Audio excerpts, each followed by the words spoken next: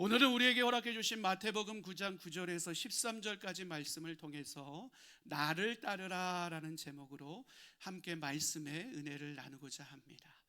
여러분, 우리는요, 우리의 삶을 규정하는 이름을 가지고 오늘을 살아갑니다. 여러분, 그런데 그 이름 속에는 단순히 이름의 의미만 담겨져 있는 것이 아니라 우리의 삶의 가치와 노력들도 함께 내포되어 있습니다. 그래서 때로는 그 이름이요, 나를 높여주기도 하고요, 때로는 그 이름이 나를 짓누르기도 합니다. 그런데 보편적으로 우리의 삶에 다가오는 모습이 어떻습니까? 부모님이 나에게 허락해 주신 이름, 아니면 내가 내 삶의 가치와 노력으로 세워왔던 나의 이름의 의미보다요, 주변 사람들의 평가와 판단 속에서 나에게 규정되어 있는 이름이 나에게 더 많은 영향력을 끼치고 있다는 사실입니다. 그래서 주변 사람들의 말과 그 평가로 인해서 우리는 때로는 갇혀있는 삶을 살아갈 때가 있습니다. 오늘 본문 속에 등장하고 있는 마태라는 인물이요, 꼭 그와 같은 삶을 살아가고 있었습니다. 그는 세리였습니다. 유대 사회에서 세리라는 인물은 단순히 세금을 거두는 사람이 아니었습니다. 로마의 지배 아래 그들이 준 권력을 가지고 동족의 세금을 걷어가는 일을 이들이 감당했습니다. 그런데 이들이 때로 문제를 일으켰는데요, 정확 금액보다도 더 많은 금액을 요구함으로 말미암아 자신의 배를 채우는 일들을 감당했습니다. 그러니 이스라엘 백성들에게 있어서 세리라는 존재는요, 미워할 수밖에 없는 대상이었습니다. 그리고 이스라엘 백성들의 미워함은요, 그들의 분노와 상처가 쌓여있던 미워함이었습니다. 그러니 그들이 세리를 바라보는 시선이 어땠을까요? 종교적으로 바라보는 시선은 그들은 부정한 사람이다라고 낙인 찍었습니다. 여러분, 사회적으로 볼 때는 그들은 가까이 할 수 없는 사람이라고 인식했습니다. 민족적으로 봤을 때는 그들은 배신자라는 분명한 기준점을 가지고 세리를 바라보기 시작했습니다. 오늘 본문에 등장하고 있는 마태라는 인물은요, 바로 이와 같은 시선을 인식하면서 힘겹게 삶의 자리를 세워나가야 되는 사람이었습니다. 여러분, 사람들은 의도적으로 그의 눈을 피하고 그의 곁을 지나갔습니다. 때로 어떤 사람들은요, 아주 노골적으로 그를 비방하기 시작했습니다. 저 사람은 우리의 배신자야, 저 사람은 죄인이야, 저 사람은 우리와 함께 할 수 없는 사람이야 라고 이와 같이 비방했습니다. 이처럼 마태는요, 수많은 사람들의 평가와 판단 속에 갇혀서 하루하루를 살아가고 있었습니다.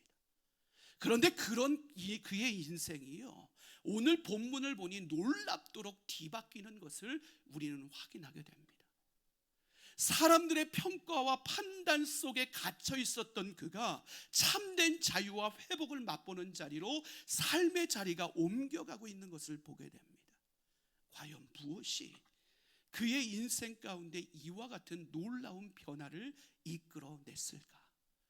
오늘 우리는 그의 변화되는 과정을 통해서 그 은혜를 함께 나누고자 합니다. 먼저 9절 말씀입니다. 우리 9절 말씀을 함께 읽겠습니다. 예수께서 그곳을 떠나 지나가시다가 마테라 하는 사람이 쇠간에 앉아 있는 것을 보시고 이르시되 나를 따르라 하시니 일어나 따르느니라. 아멘. 오늘 말씀에 보니까 예수님께서 마태를 바라보셨다라고 말씀하십니다. 여러분, 단순히요, 그의 예수님의 시선에 그의 모습이 들어왔기 때문에 예수님이 그를 바라보신 것이 아닙니다. 대충 그의 모습을 훑어보는 것, 그것이 예수님의 시선이 아니었습니다. 여기서 바라봤다라는 것은요, 헬라어로 에이덴이라는 단어를 쓰고 있어요. 그 의미가 무엇인가 하면 예수님께서 마태를 주목하여 바라보셨다는 의미를 가지고 있습니다. 예수님께서 왜 그의 삶을 주목하셨을까요? 그를 부르시고 다시 세워 그의 삶을 회복하길 원하셨기 때문에 그렇습니다. 사람들도 마태를 바라봤습니다. 그런데 마태를 바라봤던 사람들의 시선과 예수님의 시선은 분명 다른 가치와 기준을 가지고 있었다라는 사실입니다. 물론 예수님도요, 마태가 거하고 있는 세관의 자리를 바라보셨습니다. 그 자리는 어떤 자리예요? 죄악의 자리예요. 탐욕의 자리입니다. 고립의 자리입니다. 사람들로부터 손가락질 받던 자리였습니다. 그런데 예수님의 시선은 그곳 가운데만 머물러 있지 않았다라는 사실입니다. 그 자리에 여전히 머물러 있는 한 영혼을 예수님은 바라보셨습니다.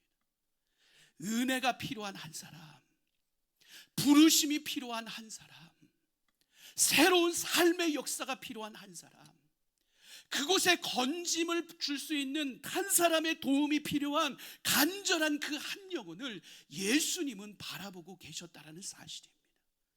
여러분, 바로 여기에서 복음이 시작됩니다. 예수님은 우리를 아무것도 모르는 상황에서 부르시는 분이 아니십니다. 예수님은 우리의 삶의 자리를 알고 계십니다. 우리가 반복적으로 거하고 있는, 습관처럼 거하고 있는 그 자리를 예수님은 알고 계십니다. 우리의 죄책감의 자리를 예수님은 알고 계십니다. 우리의 두려움의 자리도, 연약함의 자리도, 외로움의 자리도 예수님은 알고 계십니다. 심지어 사람에게 인정받기 위해 오늘도 몸부림치며 고군분투하는 삶을 살아내는 우리들의 삶의 자리도 예수님은 알고 계십니다. 어떻게 해요? 예수님은 우리의 삶을 주목하시는 분이시기 때문에 그렇습니다. 그런데 참으로 감사한 사실이 무엇이에요? 우리의 삶을 주목하시는 예수님의 시선은 우리를 판단하고 평가하고 정죄하는 시선이 아니라 우리를 품어내시고 다시 세워 회복하길 원하시는 사랑의 시선으로 우리를 바라보고 있다는 사실입니다. 여러분, 이 사실 믿으십니까? 그런데 우리는 종종 이 예수님의 시선을 잃어버리고 살아갈 때가 얼마나 많은지 모릅니다. 그래서 스스로를 낮게 평가합니다. 나는 끝났어. 내 삶에 기대할 것이 없어. 나는 오늘도 실수했어. 오늘도 제 앞에 무너졌어. 나는 신앙인으로 바르게 세워질 수 있는 자격이 전혀 없는 사람이야.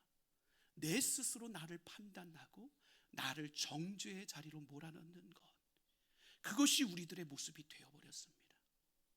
예수님은 우리를 그렇게 바라보지 않으십니다. 죄에 대해서 가볍게 여기지 않으시는 분이 예수님이시지만 죄인을 포기하지 않는 분이 바로 예수 그리스도이십니다.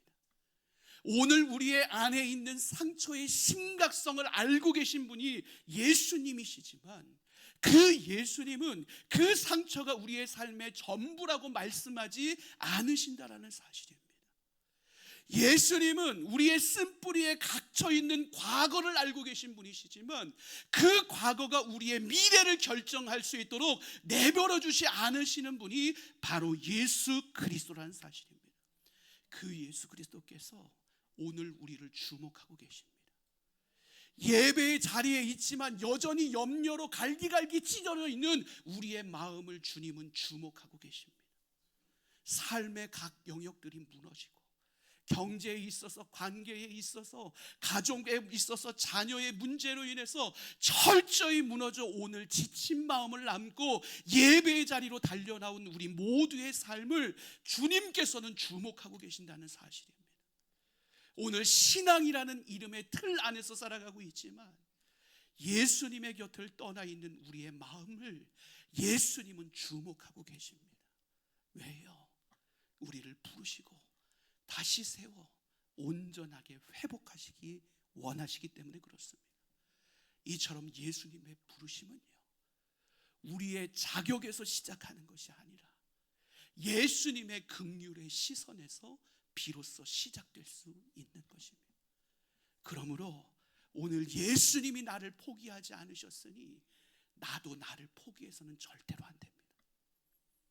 예수님께서 오늘 나를 사랑의 눈으로 다시 바라보시니 그 예수님의 사랑의 시선으로 오늘 나를 다시 바라볼 수 있는 자리에 우리는 세워질 수 있어야 됩니다.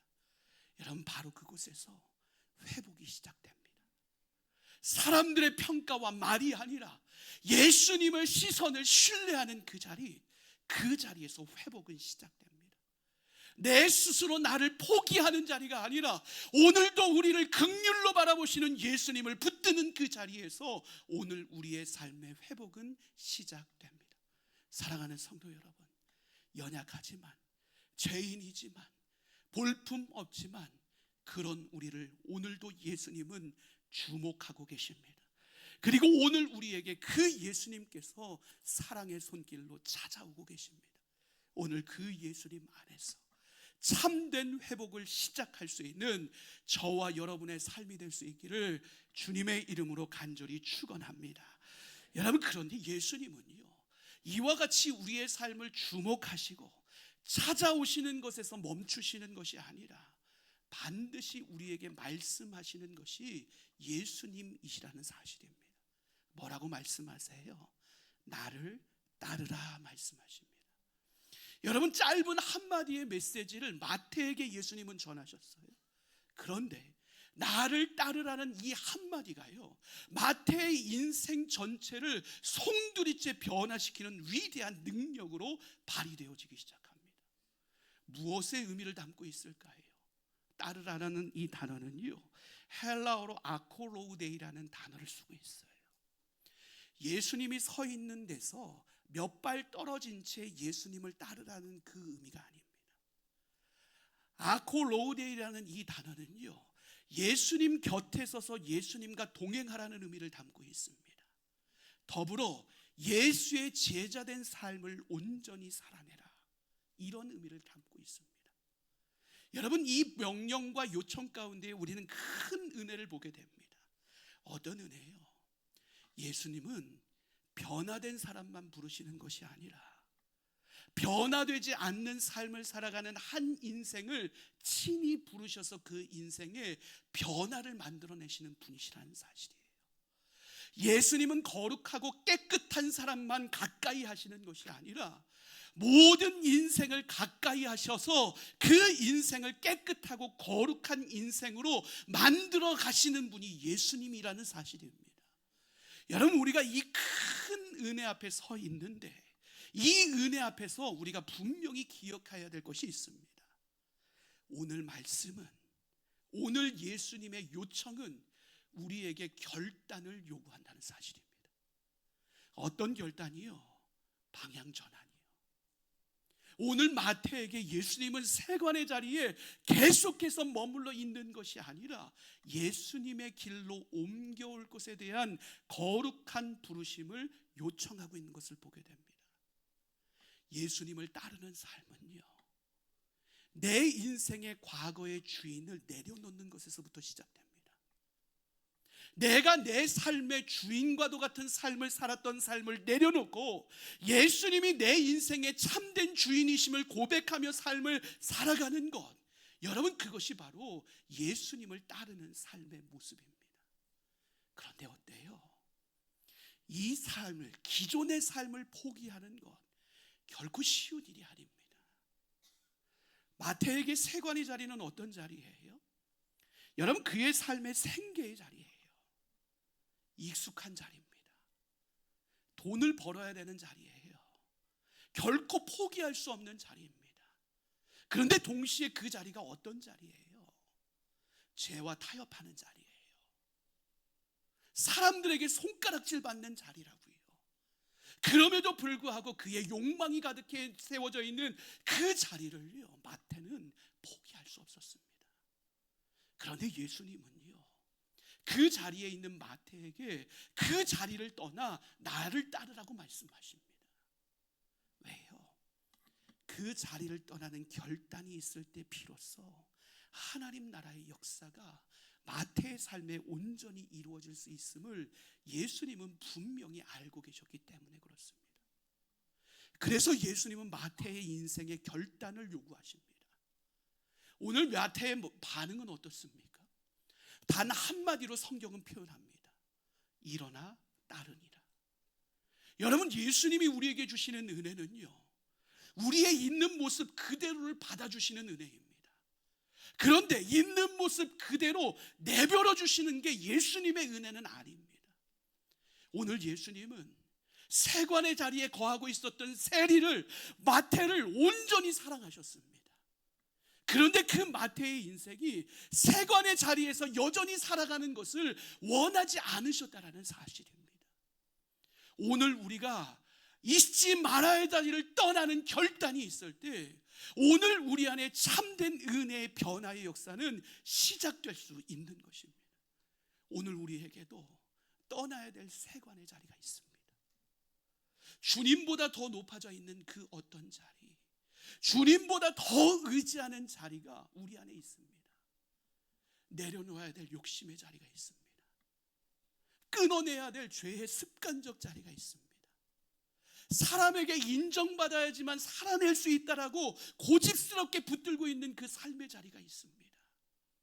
겉으로는 아무 문제 없지만 속사람이 예수와 멀어진 채 홀로 버티고 있는 삶의 자리가 분명히 있습니다.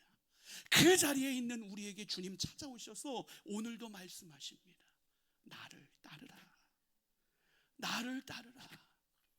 오늘 이 예수님의 음성 앞에 우리가 일어나야 되는 자리는 어디입니까? 죄인 줄 알면서도 익숙해져 버린 그 자리는 어디입니까? 오늘 내 삶을 살릴 수 없다라는 사실을 알면서도 고집스럽게 붙잡고 있는 그 자리가 도대체 어디입니까? 예수님은 우리를 절대로 포기하지 않으십니다. 그리고 그 자리를 떠날 수 있는 은혜의 기회를 오늘도 우리에게 제공하고 계십니다. 나를 따르라. 나를 따르라 부르시는 주님의 음성. 이 음성에 순종하고 결단할 수 있는 우리가 될 수 있기를 간절히 소망합니다. 그럴 때 내 삶의 참된 주인이신 예수 그리스도, 그분과 평생 동행하는 삶을 살아가는 저와 여러분의 삶이 될 수 있기를 주님의 이름으로 간절히 축원합니다. 여러분, 이렇게 마태가요, 예수님의 부르심에 순종하고 그 길을 따르기로 결단했어요. 그러자 그의 인생에 어떤 변화가 찾아왔어요? 10절 말씀입니다. 우리 10절 말씀 함께 읽겠습니다. 예수께서 마태의 집에서 앉아 음식을 잡수실 때에 많은 세리와 죄인들이 와서 예수와 그의 제자들과 함께 앉았더니. 아멘. 여러분, 이처럼 예수님께서는요, 세관에서 마태의 자리를 옮겨내신 이후에요, 그 삶을 따로 떨어진 채 관망만 하고 있었던 것이 아니었습니다. 여러분, 예수님은 마태에게 너는 그냥 너를 분리해서 세워놨으니까 이제 너의 삶 스스로 너의 믿음을 증명해봐라고 말씀하지 않으셨습니다. 오히려 예수님은 마태에게 어떤 일을 행하세요? 친히 그의 삶의 자리에 구체적으로 들어가기 시작하십니다. 그래서 마태의 집을 찾으십니다. 그리고 그와 함께 식탁의 자리에 앉으셨습니다. 예수님이 그와 함께 식탁의 자리에 앉으셨다는 것은요, 단순히 음식을 나누어 먹었다는 의미만 가지고 있지 않습니다. 이것은 교제를 표시합니다. 예수님이 그의 인생 전부를 받아들였다는 것을 의미하는 것입니다. 여러분, 이것이 바로 예수님의 회복의 방법입니다. 예수님은 우리를 부르시고 그 부르신 자리에서 그치는 것이 아니라 우리의 삶의 깊은 자리로 들어오셔서 우리와 교제를 통해서 우리의 삶을 회복해 나가시는 분이시라는 사실입니다. 그래서 예수님은요, 우리의 부끄러운 삶의 자리 가운데 친히 찾아오십니다. 예수님은 우리가 감추고 싶은 삶의 자리 가운데도 친히 찾아오십니다.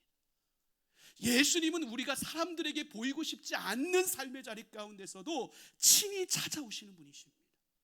그 자리에서 우리와 교제하길 원하시고, 그 자리에서 우리를 다시 세워나가길 원하시고, 그 자리로부터 우리와 함께 동행하길 원하시는 분이 바로 예수 그리스도이십니다. 여러분, 여기서 바로 진정한 회복이 시작됩니다. 내가 나를 꾸미지 않아도 되는 자리, 내가 가식적으로 예수님 앞에 나아가지 않아도 되는 자리, 예수님이 나의 나됨을 그대로 인정해 주는 자리, 여러분, 그 자리가 바로 예수님 안에서 이루어지는 진정한 회복이 시작되는 자리입니다. 그런데 우리는 신앙을 오해합니다. 나는 죄인이고 연약하고 부족해서 예수님 앞에 설 수 없습니다. 예수님과 동행할 수 없습니다. 어떻게 나와 같은 자가 예수님과 예수님의 제자된 삶을 살아가겠습니까? 우린 이런 생각에 빠져 있습니다. 오늘 마태와의 식사의 자리를 보세요. 예수님은 완벽한 마태와 식사를 나누고 있지 않으십니다. 여전히 부족한 마태와 식사의 자리를 함께하고 계십니다. 여전히 사람들이 죄인이라는 시선 속에 갇혀있는 그 마태와 식사의 자리를 함께하고 계십니다. 여전히 변화될 것이 투성인 그 마태와 예수님은 식사의 자리를 함께하고 계신다는 사실입니다. 예수님의 은혜는 완성된 사람들에게 주어지는 선물이 아니라 바로 오늘 갈급한 목마른 심령 위에 부어지는 생명의 역사가 예수님의 은혜임을 우리는 분명히 기억할 수 있어야 됩니다. 그런 의미에서 오늘 예수님의 마지막 음성은 우리에게 큰 감동으로 다가옵니다. 12절과 13절 말씀입니다. 우리 함께 읽겠습니다. 예수께서 들으시고 이르시되 건강한 자에게는 의사가 쓸데없고 병든 자라에게라야 쓸데있느니라. 너희는 가서 내가 긍휼을 원하고 제사를 원하지 아니하노라 하신 뜻이 무엇인지 배우라. 나는 의인을 부르러 온 것이 아니요 죄인을 부르러 왔노라 하시니라. 아멘. 여러분, 우리가 병들었기 때문에 예수님께 나아갈 수 없는 것이 아닙니다. 오늘 우리의 심령이 병들었기 때문에 우리는 예수님께 나아가야 되는 사람들입니다. 오늘 우리가 연약하기 때문에 예수님 앞에 설 수 없는 존재가 우리가 아닙니다. 오늘 우리가 연약하기 때문에 우리는 예수 앞에 서 있는 존재가 되어야 하는 것입니다. 오늘 우리가 죄인이기 때문에 예수님으로부터 멀어지는 삶을 살아야 되는 것이 아닙니다. 오늘 우리가 죄인이기 때문에 예수님의 긍휼을 구하는 자리 가운데로 달려나갈 수 있는 것이 오늘 우리들의 삶의 모습이 되어야 하는 것입니다. 그러니 히브리서 기자는 히브리서 4장 16절에서 우리에게 이렇게 말씀합니다. 함께 읽겠습니다. 그러므로 우리는 긍휼하심을 받고 때를 따라 돕는 은혜를 얻기 위하여 은혜의 보좌 앞에 담대히 나아갈 것이니라. 아멘. 여러분, 오늘 우리가요, 우리의 마음이 무너지고 있는데 아무 문제 없는 것처럼 오늘 우리가 살아가고 있지는 않습니까? 죄책감이 점점 깊어지고 있는데 그 어떤 일도 내 안에 일어나고 있지 않다라고 착각하며 오늘을 살아가고 있지는 않습니까? 외로운데, 연약한데, 지쳐있는데 강한 척하며 오늘을 살아가고 있지는 않습니까? 여러분, 예수님 앞에서는요, 우리가 그런 모습을 보일 필요가 전혀 없습니다. 왜요? 예수님은 우리의 부끄러움과 상처와 연약함을 드러내서 우리를 부끄러운 자리에 세우시고 정죄하시기 위해 이 땅 가운데 오신 분이 아니시라. 우리의 연약함과 상처를 치료하기 위해 의사된 사명으로 이 땅 가운데 오신 분이 바로 예수 그리스도이시기 때문에 그렇습니다.